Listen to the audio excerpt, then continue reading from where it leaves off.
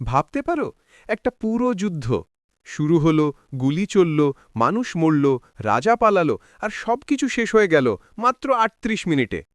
হ্যাঁ, ইতিহাসের সবচেয়ে ছোট যুদ্ধ।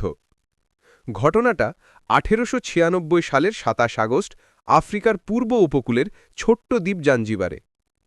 তখন এই অঞ্চলটা ছিল ব্রিটিশদের অধীনে। কিন্তু এক সকালে রাজা হামাদ মারা গেলে সিংহাসনে বসে পড়লেন এক জেদি রাজপুত্র, খালিদ বিন বারঘাস। ব্রিটিশরা তখনই ঘোষণা দিল, এই রাজা আমাদের অনুমতি ছাড়া বসেছে, তাকে নামতে হবে। কিন্তু খালিদ বললেন, আমি রাজা, আমি নামব না।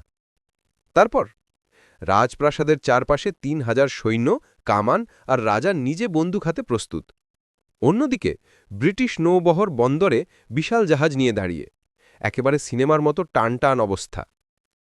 সকাল ৯টা ঠিক ২ মিনিটে আল্টিমেটাম শেষ। ব্রিটিশ অ্যাডমিরাল হাত তুললেন, আর মুহূর্তেই জাহাজ থেকে শুরু হল গোলাবর্ষণ। মাত্র কয়েক মিনিটে প্রাসাদ ধ্বংসস্তূপে পরিণত হয়, রাজা পালিয়ে যায় জার্মান কনসুলেটে, আর সৈন্যরা আত্মসমর্পণ করে।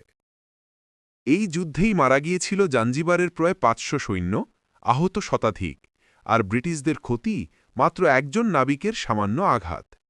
সব মিলিয়ে পুরো যুদ্ধটা স্থায়ী ছিল ৩৮ মিনিট।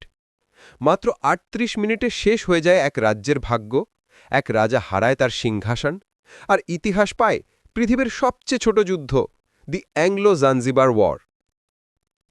৩৮ মিনিটের যুদ্ধ শুনে হয়তো হাসি পাচ্ছে, কিন্তু ভাবতো, কত রাজ্য, কত প্রাণ আর কত ইতিহাস মুহূর্তে বদলে গিয়েছিল।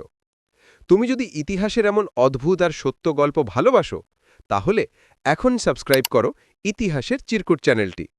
কারণ পরের কাহিনী প্রমাণ করবে, বাস্তবই আসলে কল্পনার চেয়েও অদ্ভুত।